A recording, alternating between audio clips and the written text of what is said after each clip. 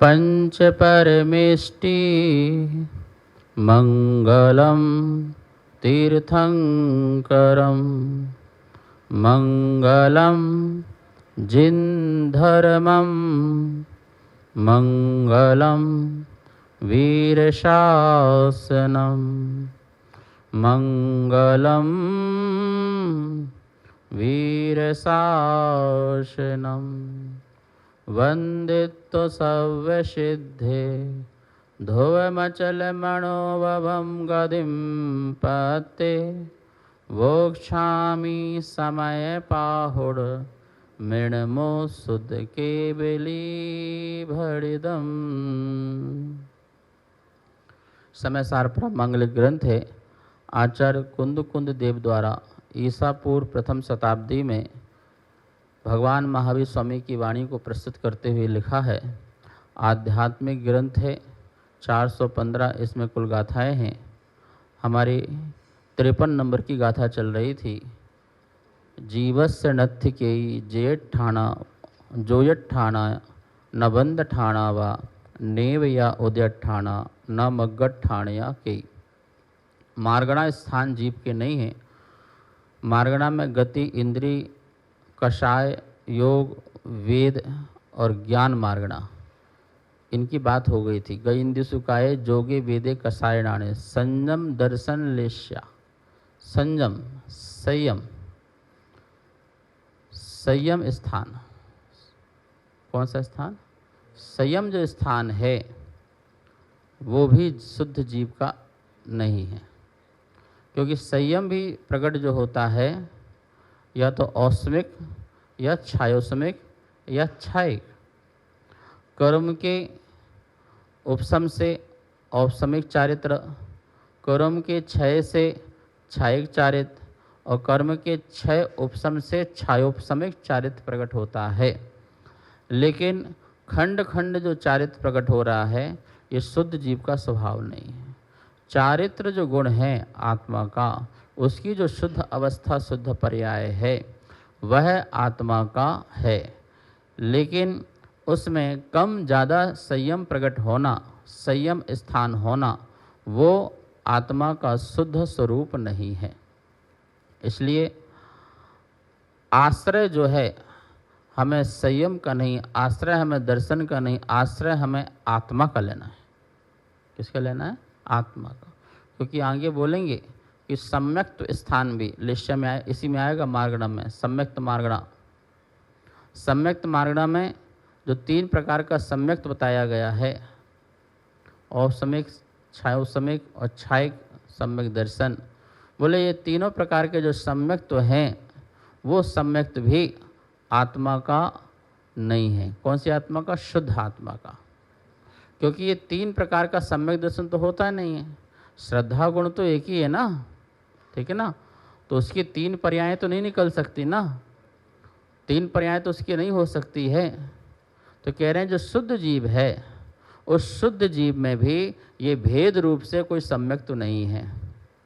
शुद्ध जीव में भेद रूप से कोई चारित्र नहीं है। क्या नहीं है? सामायिक चारित्र, ठीक है, फिर छेदो स्थापना चारित्र, और भी प्रकार के चारित्र होते हैं। तो भेद रूप से चारित्र नहीं है, क्योंकि इस प्रकार की योग्यता पाई जाती है कि मेरे पास सामायिक चारित्र है, इनके पास विशुद्धि चारित्र है, इनके पास यथाख्यात चारित्र है। तो ऐसी आत्मा में योग्यता है कि और विशुद्धि वाला चारित्र, और विशुद्धि वाला चारित्र, और विशुद्धि वाला चारित्र, ऐसी आत्मा में योग्यता है। लेकिन भेदात्मक रूप से चारित्र ऐसा शुद्ध जीव में नहीं है। क्या है? मात्र चारित्र गुण है, मात्र दर्शन गुण है, किसमें? श्रद्धा गुण है, और उन समस्त गुणमय आत्मा है। क्या है? आत्मा में गुण है, ऐसा भी शुद्ध जीव नहीं है। आत्मा में दर्शन, ज्ञान, चारित्र है, ऐसा भी आत्मा नहीं, क्योंकि ये भी भेद हो गया। बल्कि गुणमय आत्मा है। कैसा है? गुणमय आत्मा है। गुण में मीठा है ऐसा नहीं, मीठा मय गुण है। जब हम कहें गुड़ में मीठा है तो क्या होगा? तो ऐसा लगेगा गुड़ अलग है और मीठा अलग है। तो जब ये अलग वाली जो चीज़ कहलाएगी वो मैं, क्योंकि तो भेद हो गया। और जबकि अभेद है, कैसा है? आत्मा में गुण माचिस में की डिब्बी में रखी हुई तिली की तरह नहीं है कि माचिस अलग और तिली अलग, ऐसा नहीं है। और एक एक तिली को अलग अलग नाम।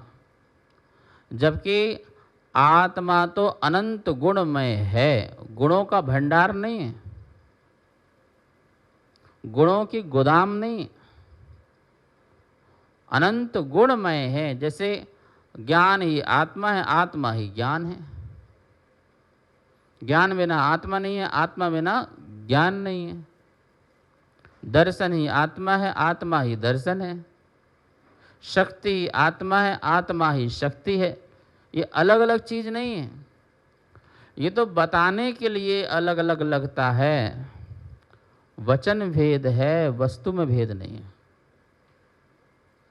वचन से भेद करते हैं। जैसे हम ये संयम स्थान को भी हम वचन से भेद कर रहे हैं ना, अथवा आत्मा की तत्समय की योग्यता से भेद कर रहे हैं ना, कि इस आत्मा ने 6 उपसम चारित्र धारण किया है, फिर उसी आत्मा ने असमयिक चारित्र धारण किया है, फिर उसी आत्मा ने छायिक चारित्र धारण किया है। तो ये ऐसी जो योग्यता प्रकट होती जा रही है, वो योग्यता एक के बाद एक बढ़ती जा रही है। तो ऐसी आत्मा में तो अनंत योग्यता है। असंख्यात लोक प्रमाण संयम स्थान होते हैं। कितने? 6वें 7वें गुण स्थान में करोड़ों मुनि होते हैं। कितने होते हैं? करोड़ों मुनि होते हैं। तो करोड़ों मुनियों के परिणाम एक से नहीं है, सबके परिणाम, और सब संयम का पालन कर रहे हैं। भावलिंगी मुनिराज है करोड़ों 7वें गुण स्थान में, ठीक है ना।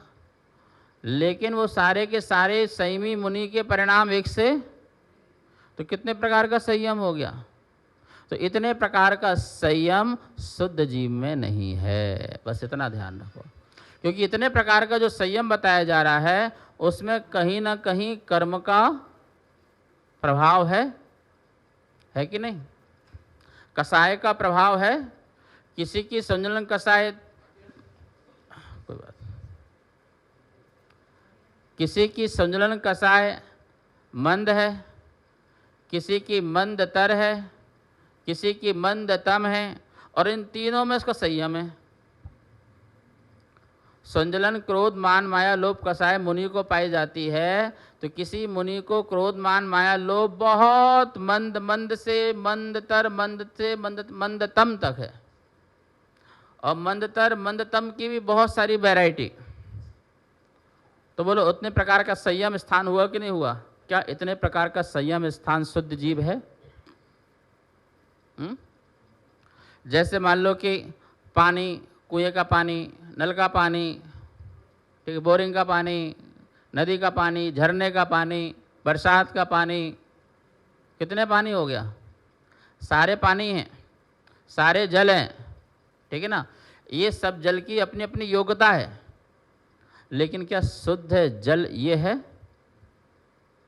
बोलो, क्या ये शुद्ध जल है? शुद्ध जल तो वह है जिसमें किसी भी प्रकार का उसमें और कोई दूसरी चीज ना हो। अब चलो अपन को बोलते हैं बोरिंग का जल लो, तो बोरिंग को जल को तुम कितना प्योर कर सकते हो? कितनी लेयर बना सकते हो बोरिंग के जल की प्योर की?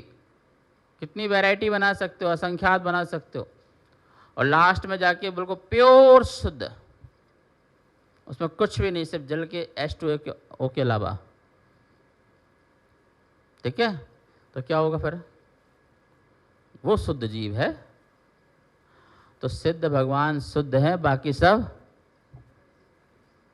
तुम बोलो कि इनके पास यथाख्यात चारित्र है। भैया यथाख्यात चारित्र भी है तो किसकी दया से, ये तो बताओ। मोहिनी कर्म का अभाव हुआ तो हुआ है, ठीक है ना।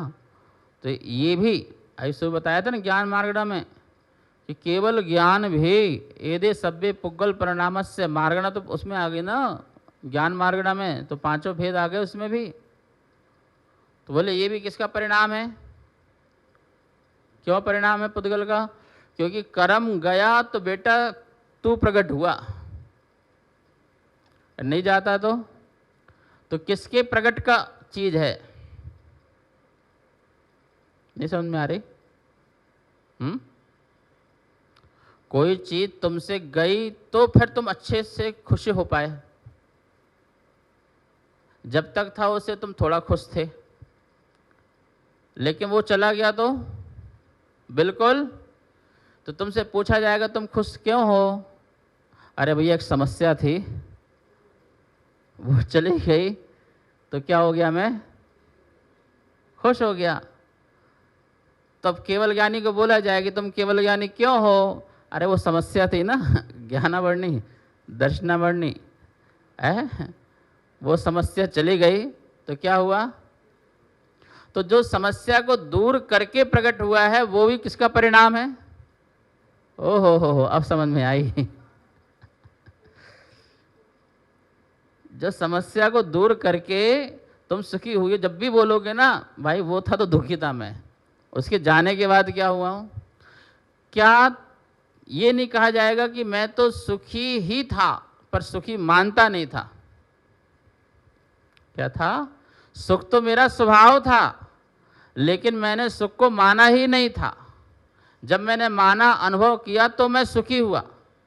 जो ये अवस्था शुद्ध अवस्था वो मेरी है, लेकिन इसके कारण मैं सुखी हुआ हूं, इसलिए वो तेरा सुख नहीं है, इसलिए वो भी तेरा स्वभाव नहीं है। एदे सभ्य पुग्गल दब्बस्य परिणामा। बड़ी सूक्ष्म बातें हैं भैया, बड़ी सूक्ष्म बातें हैं। क्षायिक सम्यक्त भी कब हुआ? किसी के क्षय होने से। सिद्धों के वो बता तो रहे हैं, सिद्धों के भी क्षायिक गुण प्रकट हुआ तो किसके कारण प्रकट हुआ? किसी चीज के अभाव के कारण। तो इसलिए हम ये बोले कि ये क्षायिक जीव हैं शुद्ध, तो ऐसे नहीं बोलेंगे। क्या नहीं बोलेंगे? ये जितना क्षायिक हुआ है हम उसे शुद्ध नहीं बोलेंगे, हम जीव मात्र को शुद्ध बोलेंगे। किसको बोलेंगे? अच्छा ये बताओ, चैतन्यपना, चैतन्यपना किसकी कृपा से है? अब आपको समाधान सही कर दे रहे हैं। जीव में चैतन्यपना किस कर्म की कृपा से है? किस परमात्मा की कृपा से है? तो स्वभाव है ना, तो बस यही शुद्ध है। क्या है? जिसमें कोई कारण नहीं है, कोई हेतु नहीं है, अहेतु अकारण है, अनादि अनंत है, वही शुद्ध जीव है। वही क्या है? बाकी जीवस्य नथि मग्गणा। आप बात समझो क्या कह रहे हैं कि हमें आठों कर्मों के अभाव से जीव शुद्ध हुआ है ऐसा कहें तो जीवस्य नथि। जीव का स्वभाव ही कर्म रहित है ऐसा कहें तो जीवस्य स्वभाव हो जाएगा कि मैं तो बंधा कहाँ था, तुम मुझे कर्म के कारण बंधे कह रहे थे, रस्सी के बंधे के कारण तुम बंधे कह रहे थे, और अब तुम मुझे शुद्ध कह रहे हो। तो क्यों कह रहे हो? कि रस्सी छोड़ दी इसलिए तुम बंधन मुक्त हो गए। तो तुम्हारा जो कथन है ये कथन हमें मान्य नहीं है। शुद्ध जीव में हम कथन नहीं मानते हैं। आई बात समझ में नहीं आई? नहीं आ रही? गंदा जल, जो गंदा है जल, वो जल है कि नहीं? और साफ होने के बाद भी जल है कि नहीं है? तो हम जल को मानते हैं। किसको मानते हैं?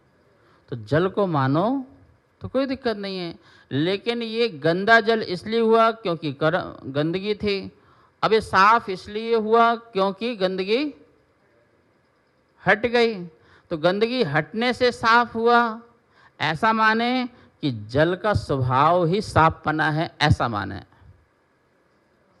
हा, अब समझ में आई कि जल का स्वभाव तो जो साफपना जल का स्वभाव है, हम उसका आश्रय लें। हम उसका आश्रय न लें कि कर्म हटे हैं तो शुद्ध हुआ तो हम आश्रय आपका लें। बड़ी सूक्ष्म बातें हैं। जल का आश्रय, गंदे जल में भी हम जल का आश्रय ले रहे हैं क्योंकि हम गंदगी नहीं देख रहे, और वो साफ हुआ तब भी हमने जल का आश्रय लिया, क्योंकि इसलिए नहीं लिया क्योंकि गंदगी निकल गई, इसलिए हमने आपका आश्रय लिया। हमने तो मात्र जल मात्र का जो ठंडापन स्वभाव है, हमने उसका आश्रय लिया है।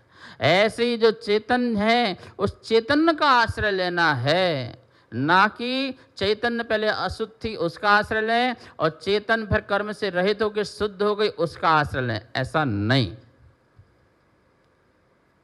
जीव का ये स्वभाव थोड़ी है। जीव का ये स्वभाव नहीं है गंदी हो फिर साफ हो, गंदी हो साफ हो। ये गंदी साफ तो पर के कारण हो रही है। किसके कारण हो रही है? लेकिन स्वयं के कारण तो कैसा है? वो चैतन्य है। उस चैतन्य का आश्रय आत्मा तो वो है, आत्मा वो है। अब चैतन्य बोलने से और उसमें ज्ञान, दर्शन, सुख, वीर, सुख सब तो आ गया ना। अनंत सुख आया नहीं आया उसमें चैतन्य बोलने से? बोलो। जब हमने चैतन्य बोल दिया कि आत्मा ज्ञायक स्वभावी या ध्रुव या चैतन्य है, जब हमने ये कह दिया तो उसमें ज्ञान, दर्शन, सुख, शांति जो भी है सब उसमें आ गया ना। अब उसको तुम क्यों कहना चाह रहे बेटा ये ज्ञान जो केवल ज्ञान प्रकट हुआ है वो मेरी आत्मा है? क्यों? क्योंकि ज्ञानावरणी कर्म नष्ट करके प्रकट हुआ है। इसका मतलब पहले आत्मा जानता नहीं था और अब जानना प्रारंभ किया है। नहीं, किसी की दया से बात नहीं करो, पराधीनता से बात मत करो। ये तो पुद्गल का परिणाम है। परिणाम समझ में आता है? पुद्गल का रिजल्ट है। किसका रिजल्ट है? किसका रिजल्ट है? यदि विद्यार्थी 100 नंबर से पास हुआ तो ये तो किसका रिजल्ट है? ये तो शिक्षक का रिजल्ट है। किसका रिजल्ट है? उसने चेक किया और कितने नंबर दिया? ये बालक ने 100 नंबर नहीं लिए। ये बालक 100 नंबर किसने दिए हैं? बोलो। बालक कभी भी अपने आप 100 नंबर नहीं ले सकता। तुम पूरा पेपर करके आ जाओ तब भी 100 नंबर नहीं ले सकते भाई साहब। शिक्षक चेक करके जब देगा 100 नंबर तो ये तो 100 नंबर तुम्हें किसकी दया से मिला है? बोलो, किसकी दया से मिला है? अब तुम बोलो हमें 100 नंबर मिले, हमें 100 नंबर मिले, तो बोलते थे 100 नंबर किसने दिए? किसने दिए? हाँ, तुम पेपर दो नहीं दो, तुम अंदर से ज्ञानी हो, बस इतना बहुत था। लेकिन तुम ज्ञानी शिक्षक के कारण, ज्ञानी पुस्तक के कारण, ज्ञानी स्कूल के कारण, किसके कारण कहला रहे हो? तो एदे सब्बे शिक्षक परिणामा, एदे सब्बे स्कूल परिणामा। समझा? ये तो स्कूल का परिणाम है। कौन से स्कूल में तुमको कितने नंबर मिले? बोलो, कौन से स्कूल में पढ़ते हो? अच्छा, वहां से पढ़े थे। अच्छा, मतलब मेरा पढ़ाई कुछ नहीं है। कितने नंबर कौन से स्कूल से मिले? उस स्कूल से इतने नंबर मिले, तेरा क्या है? तो जब ये बोला जाएगा तो ये रिजल्ट तो उनका है, तुम्हारा थोड़ी है। उस स्कूल का रिजल्ट 90% आया, उसका 100% आया, ऐसा लिखते हो ना। कौन से स्कूल का कितना परसेंट आया, कितने स्टार मिले, तो रिजल्ट किसका है? बोलो, तुम्हारा रिजल्ट नहीं है। लेकिन जो तुम ज्ञान की अनुभूति कर रहे हो वो तुम ज्ञानी हो। वो जो ज्ञान का आनंद तुम ले रहे हो वो तुम ज्ञानी हो, लेकिन रिजल्ट तुम नहीं हो, वो तो पुद्गल का। आई समझ में? ऐसे ज्ञान मार्ग में सब में लगाओ, संयम मार्ग में सब में लगाओ। संयम, दर्शन, दर्शन हो गया, सम्य दर्शन, सम्य ज्ञान, सम्य चारित्र। गंदा पानी था और नीचे बैठ गया तो थोड़ा ऊपर साफ हो गया, तो बोलो साफ किसके कारण हुआ? वो घुमाई ना फिटकरी, क्या बोलते, फिटकरी घुमाई तो गंदगी कहाँ बैठ गई है? तो पानी साफ किसके कारण हुआ है? फिटकरी के कारण क्या हुआ? पानी और गंदगी नीचे बैठ गई। तो रिजल्ट किसको दोगे? निमित्त को दोगे ना, कि इस निमित्त के कारण। तो फिटकरी किसका परिणाम है? जल का परिणाम है कि फिटकरी का परिणाम है साफ होना? जल का साफ होना किसका परिणाम हुआ है? वो तो फिटकरी का परिणाम है ना। जल का साफ होना किसका परिणाम है? तो एदे सब्बे पुद्गल परिणाम, समझ में आया ना। लेकिन जो साफ बना है वो उसका क्या है? तो स्वभाव की बात करो ना। फिर ये क्यों कहते हो पानी साफ हो गया? फिर ये क्यों कहते हो पानी से गंदगी निकल गई, पानी साफ हो गया? ऐसा जो तुम कहते हो उसे हम पानी साफ नहीं मानते हैं। जब पानी स्वयं ही साफ था, स्वच्छत उसकी शक्ति है। जल की क्या है? जल की स्वच्छत अपनी स्वयं की शक्ति है। जल गंदा भी रहे तब भी उसकी स्वच्छ शक्ति समाप्त नहीं होती है, और साफ हो जाए तब भी उसकी स्वच्छ शक्ति समाप्त नहीं होती है। तुम्हारे कपड़े कहाँ धुलते हैं? धोबी ले जाता है। कोई आरो मारो के पानी से नहीं धोता वो। जो गंदे नाले बहते हैं ना, ये उन्हीं से धोता है वो, और कपड़े बढ़िया साफ होकर के आते हैं तुम्हारे। ठीक है, क्योंकि उस गंदे पानी में भी स्वच्छत शक्ति। अच्छा, तुम्हारे कपड़े, तुम्हारे हाथ में कीचड़ लग जाए, हम पूरे हाथ में कीचड़ मिचड़ लगा लो और गंदे नाले में जाओ, बिल्कुल जो गंदा नाला हो, पानी काला कुट हो, बोलो साफ हो जाएगा नहीं हो जाएगा तुम्हारे हाथ पर कीचड़? क्यों साफ हो रहा भाई? अरे पानी गंदा होने के बाद भी पानी में जो स्वच्छत शक्ति है, उसका स्वच्छपना स्वभाव है, वो समाप्त नहीं हुआ है, नहीं होता है। होता है क्या? बोलो, नहीं होता है। ठीक है ना। हम उस स्वच्छत शक्ति के आश्रय लेना। हम ये क्यों कहें कि गंदगी निकालेंगे पानी साफ होगा? ओहो, पानी कितना साफ हो गया। क्यों साफ हो गया? फिल्टर से, छन्ने से, आरओ से और फिटकरी से। तो ये तो जब आप ऐसा बोलोगे तो ये तो किसका परिणाम कहलाएगा? ये तो पर का परिणाम हो जाएगा। लेकिन आत्मा स्वयं स्वच्छत शक्ति है, प्रकाशत्व शक्ति से पूर्ण है, ज्ञान चैतन्य से पूर्ण है। वो चैतन्य धातु का जो आत्मा है वही आत्मा है शुद्ध, बाकी सब अशुद्ध आत्मा है। बढ़िया बढ़िया बातें हैं। गइंद सुखाए जोगी वेदे कसाय नाने संयम दर्शन लेस्या। अब जितनी भी लेस्या हैं, ये तो स्पष्ट है लेस्या हैं कि जितनी भी लेस्या हैं वो मन वचन काय के आत्मा कषाय करती है, और मन वचन काय रंग जाता है।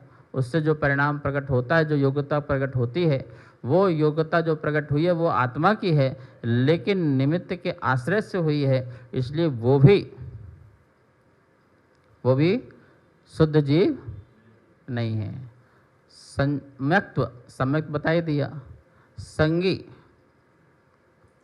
संगीपना, तो संगी जीव है, जीव संगी होता है।